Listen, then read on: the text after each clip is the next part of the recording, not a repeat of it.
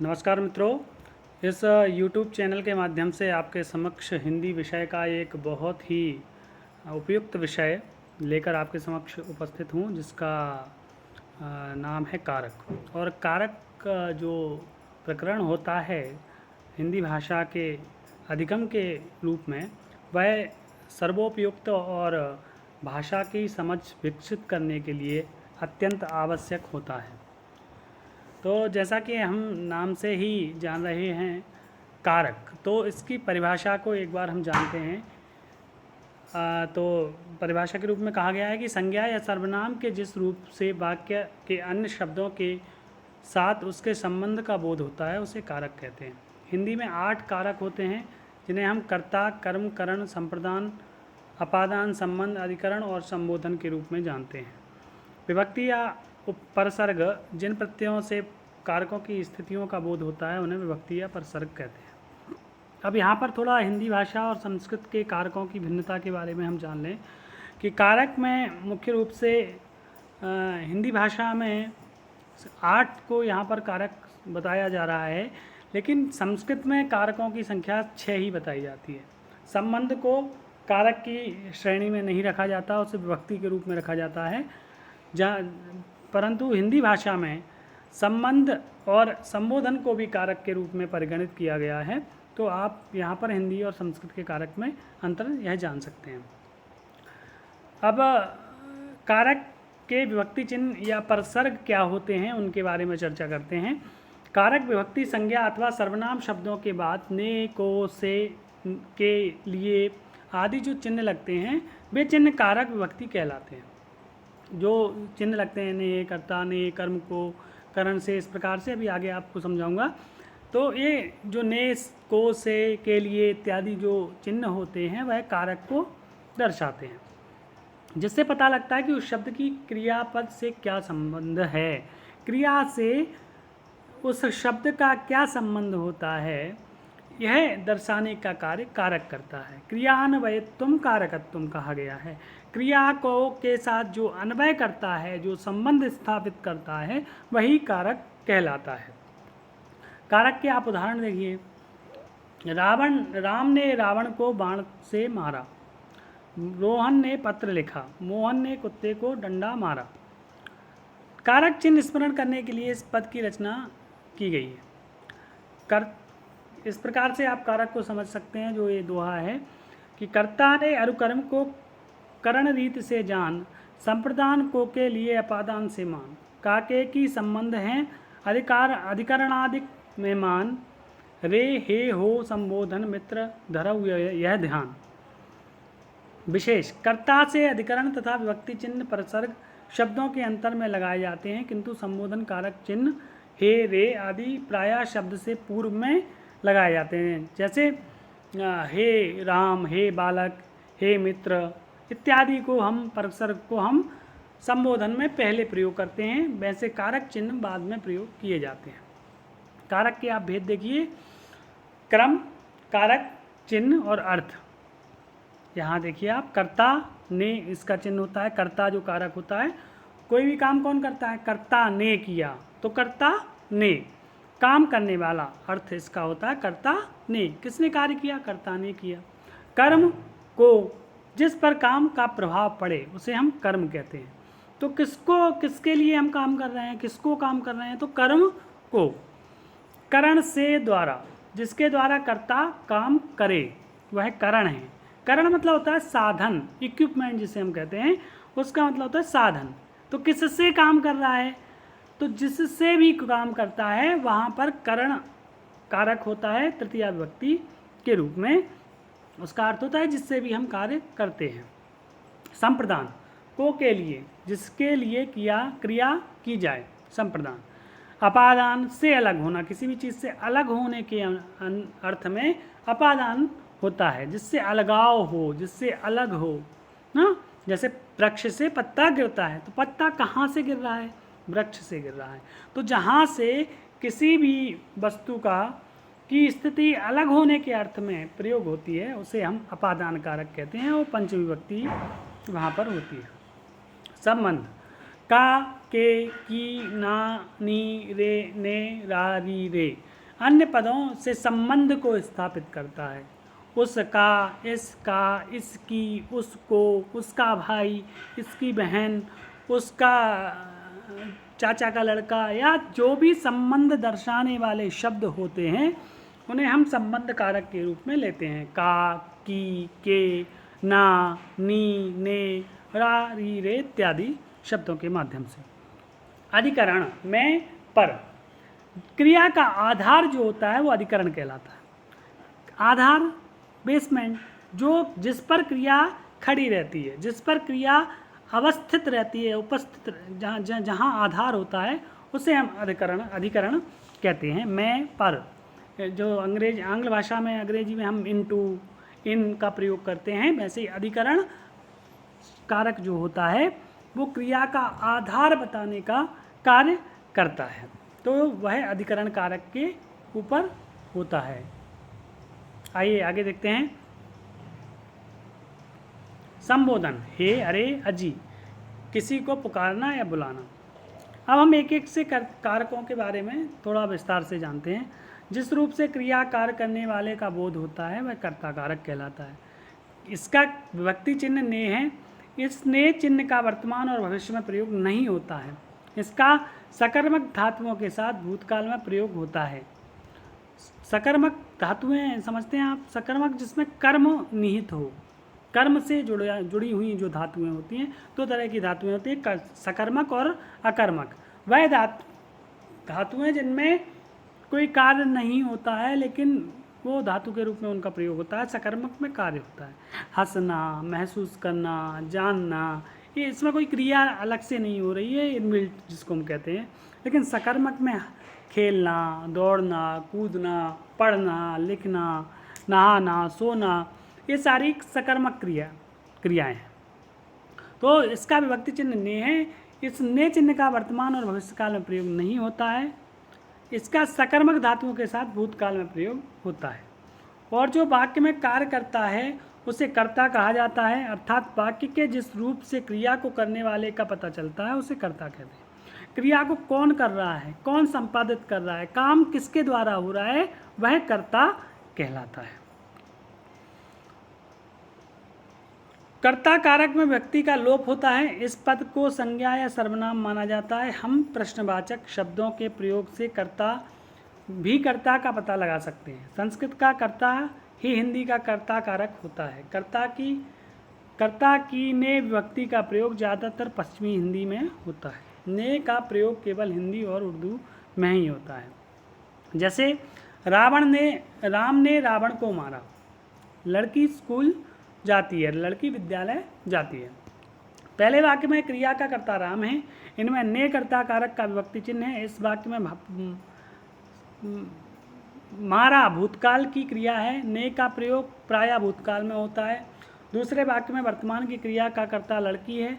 इसमें ने विभक्ति का प्रयोग नहीं हुआ है। विशेष आप जानें, भूतकाल में अकर्मक क्रिया के कर्ता के साथ भी ने परसर्ग विभक्ति चिन्ह नहीं लगता है, जैसे वह हंसा।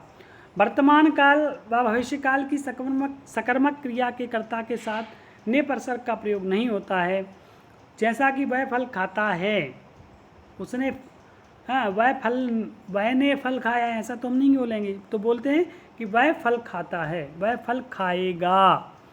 कभी कभी कर्ता के साथ को तथा सा का प्रयोग किया जाता है, जैसे बालक को सो जाना चाहिए, सीता से पुस्तक पढ़ी गई, रोगी से चला भी नहीं जाता, उससे शब्द लिखा नहीं गया। कर्ता कारक का प्रयोग परसर्ग सहित और परसर्ग रहित दो प्रकार से हम कर्ता कारक का प्रयोग करते हैं। परसर्ग मतलब चिन्ह के साथ और चिन्ह के रहित, दोनों प्रकार से हम कर्ता कारक का प्रयोग करते हैं। परसर्ग रहित कैसे करेंगे? तो भूतकाल की सकर्मक क्रिया में कर्ता के साथ ने परसर्ग लगाया जाता है, जैसे राम ने पुस्तक पढ़ी। प्रेरणार्थक क्रियाओं के साथ ने का प्रयोग किया जाता है, जैसे मैंने उसे पढ़ाया। जब संयुक्त क्रिया के दोनों खंड सकर्मक होते हैं तो कर्ता के आगे ने का प्रयोग किया जाता है। जब संयुक्त क्रिया मतलब जुड़ी हुई क्रियाओं के दोनों खंड सकर्मक होते हैं, दोनों खंडों में सकर्मक क्रिया का प्रयोग होता है, तो ने का प्रयोग हम कर देते हैं उसके साथ। जैसे श्याम ने उत्तर कह दिया, श्याम ने उत्तर कह दिया, ऐसा कहा। अब परसर्ग रहित कैसे होगा? भूतकाल की अकर्मक क्रिया में परसर्ग का प्रयोग नहीं होता है। जैसे राम गिरा, तो राम ने गिरा तो हम नहीं कहेंगे, क्या कहते हैं? राम गिरा। वर्तमान और भविष्य में परसर्ग नहीं लगता। जैसे बालक लिखता है, हाँ बालक लिखता है, बालक ने लिखता है तो हम नहीं कहेंगे, क्योंकि परसर्ग का वहाँ लोप रहता है, उसका अर्थ से उसकी ज्ञा को हम जानते हैं। जिन वाक्यों में लगना, जाना, सकना, चूकना आदि आते हैं वहाँ पर ने का प्रयोग नहीं किया जाता। जैसे उसे पटना जाना है, कर्ता कारक में को का प्रयोग विधि क्रिया और संभाव्य बहुत में कर्ता प्रायः को के साथ आता है। जैसे राम को जाना चाहिए, को का भी प्रयोग हम कर लेते हैं। दूसरा होता है कर्म कारक। पहला कर्ता कारक था, दूसरा कर्म कारक। क्रिया के कार्य का फल जिस पर पड़ता है वह कर्म कहलाता है। जो क्रिया करी जा रही है उसके कार्य का जो फल होगा, प्रतिफल होगा, जो परिणाम होगा, जो परिणाम जिसके ऊपर उसका प्रभाव पड़ता है, उस प्रभाव पड़ने वाले शब्द को हम कर्म कारक कहते हैं। इसका विभक्ति चिन्ह को है। यह चिन्ह भी बहुत से स्थानों पर नहीं लगता। बुलाना, सुलाना, कोसना, पुकारना, जमाना, भगाना आदि क्रियाओं के प्रयोग में अगर कर्म संज्ञा हो तो को विभक्ति जरूर लगती है। जब विशेषण का प्रयोग संज्ञा की तरह किया जाता है तब कर्म विभक्ति को जरूर लगती है। कर्म संज्ञा का एक रूप होता है, जैसे रोहन ने सांप को मारा, लड़की ने पत्र लिखा। पहले वाक्य में मारने की क्रिया का फल सांप पर पड़ा है, अतः सांप कर्म कारक है, इसके साथ परसर्ग को लगा है। दूसरे वाक्य में लिखने की क्रिया का फल पत्र पर पड़ा, अतः पत्र कर्म कारक है, इसमें कर्म कारक विभक्ति चिन्ह को नहीं लगा। कर्म कारक के अन्य उदाहरण: अध्यापक छात्र को पीटता है, सीता फल खाती है, ममता सितार बजा रही है। ये सारे उसने पत्र लिखा इत्यादि उदाहरण है। कारक, करण कारक तीसरा जो है, संज्ञा आदि शब्द के जिस रूप से क्रिया के करने के साधन का बोध हो, अर्थात जिसकी सहायता से कार्य संपन्न हो, वह करण कारक कहलाता है। इसके विभक्ति चिन्ह से के द्वारा हैं। जैसे अर्जुन ने जयद्रथ को बाण से मारा, बालक गेंद से खेलता है। तो जिससे क्रिया की जा रही है वहाँ पर करण कारक स्वतः स्फूर्त लग जाता है। पहले वाक्य में कर्ता अर्जुन ने मारने का कार्य बाण से किया, अतः बाण से करण कारक है। दूसरे वाक्य में कर्ता बालक खेलने का कार्य गेंद से कर रहा है, इसीलिए करण कारक गेंद है, गेंद से करण कारक का प्रयोग हुआ। चौथा है संप्रदान कारक। संप्रदान का अर्थ है देना, अर्थात कर्ता जिसके लिए कुछ कार्य करता है अथवा जिसे कुछ देता है उसे व्यक्त करने वाले रूप को संप्रदान कारक कहते हैं। लेने वाले को संप्रदान कारक कहते हैं। इसके विभक्ति चिन्ह के लिए को हैं। इसको किसके लिए प्रश्नवाचक शब्द लगाकर भी पहचाना जा सकता है। सामान्य रूप से जिसे कुछ दिया जाता है, जिसके लिए कोई कार्य किया जाता है, उसे संप्रदान कारक कहते हैं। जैसे स्वास्थ्य के लिए सूर्य को नमस्कार करो, गुरु जी को फल दो। इन दो वाक्यों में स्वास्थ्य के लिए और गुरु जी को संप्रदान कारक हैं। अन्य उदाहरण आप देख सकते हैं: गरीबों को खाना दो, मेरे लिए दूध लेकर लाओ, माँ बेटे के लिए सेब लाई, अमन ने श्याम को गाड़ी दी, मैं सूरज के लिए चाय बना रहा हूँ, मैं बाजार को जा रहा हूँ इत्यादि। ये सब संप्रदान कारक के उदाहरण हैं। जब हम काम किसी के लिए करते हैं तो वहाँ संप्रदान कारक होता है, चतुर्थी विभक्ति का प्रयोग होता है। अपादान कारक है पंचमी विभक्ति, जिसमें हम लगाते हैं संज्ञा के जिस रूप से एक वस्तु का दूसरी से अलग होना पाया जाता है वह अपादान कारक कहलाता है। संस्कृत में भी कहा गया है, हाँ, ध्रुवम अपाये अपादानम, जहाँ से कोई चीज़ हटती है वहाँ अपादान कारक कहलाता है। इसका विभक्ति चिन्ह से है। इसकी पहचान किससे, जैसे प्रश्नवाचक शब्द से भी की जा सकती है। किससे गिरा, किससे आया, हाँ, किससे मिला। जैसे बच्चा छत से गिर पड़ा, संगीता घोड़े से गिर पड़ी। तो जो इन दोनों वाक्यों में छत से और घोड़े से गिरने में अलग अलग होना प्रकट होता है, अतः घोड़े से और छत से अपादान कारक होगा। कहाँ से अलग हुआ? च्युत होना, अलग होना, उससे हटना बताता है अपादान कारक को। छठवां संबंध कारक, संस्कृत में इसको कारक नहीं माना गया है, केवल संबंध ही कहा गया है। शब्द के जिस रूप से किसी एक वस्तु का दूसरी वस्तु से संबंध प्रकट हो वह संबंध कारक कहलाता है। इसका विभक्ति चिन्ह का, के, की, रारेरी इत्यादि।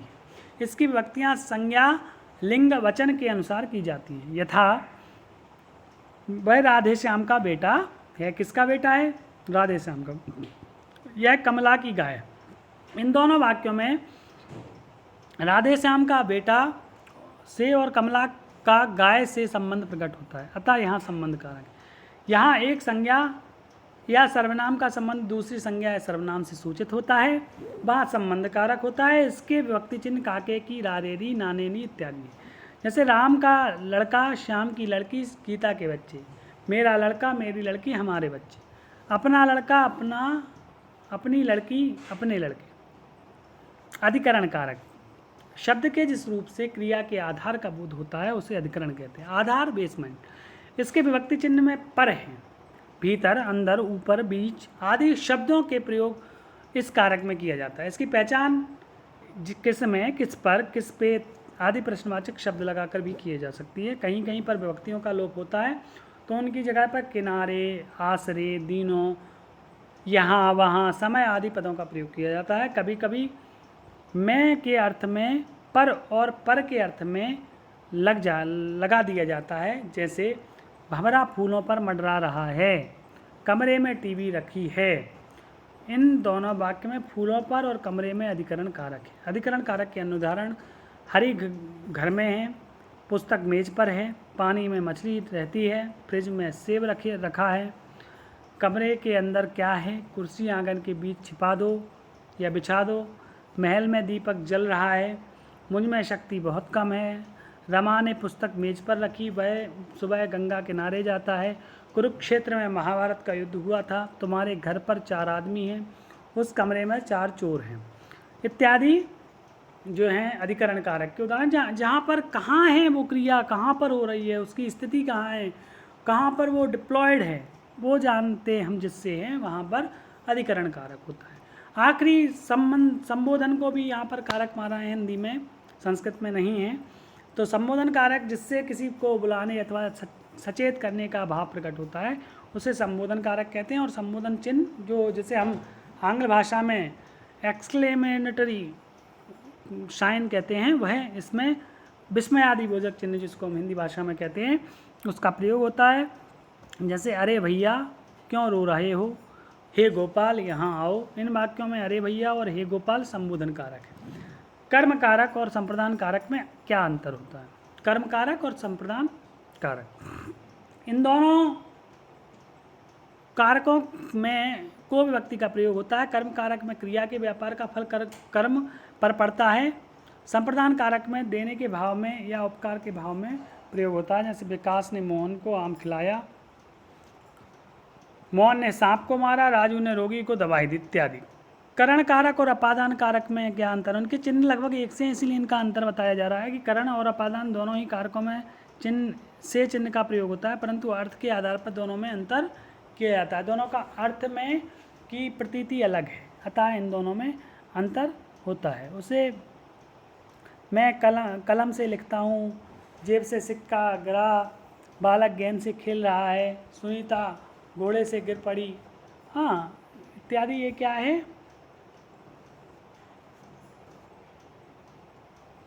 ये अंतर है दोनों के। विभक्तियों का प्रयोग की विशेषताएं, हम कैसे उनका प्रयोग करें। विभक्तियाँ स्वतंत्र होती हैं और उनका अस्तित्व भी स्वतंत्र होता है, क्योंकि एक काम शब्दों का संबंध दिखाना है, इस वजह से इसका अर्थ नहीं होता। जैसे ने से आदि। हिंदी की विभक्तियाँ विशेष रूप से सर्वनामों के साथ प्रयोग होकर विकार उत्पन्न करती हैं और उनसे मिल जाती हैं, जैसे मेरा, हमारा, उसे, उन्हें इत्यादि। विभक्तियों को संज्ञा या सर्वनाम के साथ प्रयोग किया जाता है, जैसे मोहन के घर से यह चीज़ आई है। विभक्तियों का प्रयोग विधि निश्चित होती हैं। विभक्तियाँ 2 प्रकार की होती हैं, विशिष्ट और संश्लिष्ट। जो विभक्तियाँ संज्ञाओं के साथ आती हैं उन्हें संश्लिष्ट विभक्तियाँ कहते हैं, लेकिन जो विभक्तियाँ सर्वनामों के साथ बनी होती हैं उन्हें संश्लिष्ट विभक्ति कहते हैं। जो विभक्तियाँ संज्ञाओं के साथ उन्हें विश्लिष्ट, और जो विभक्तियाँ सर्वनामों के साथ आती हैं उन्हें संश्लिष्ट कहते हैं। जैसे के लिए में दोनों विभक्तियाँ होती हैं, इसमें पहला शब्द संश्लिष्ट होता है, दूसरा शब्द विश्लिष्ट होता है। तो ये कारक का प्रकरण आप यहीं पर समाप्त करते हैं। निश्चित ही आपको ये अच्छा लगा होगा और आपको इससे कुछ ज्ञान प्राप्त हुआ, इसी आशा से। धन्यवाद।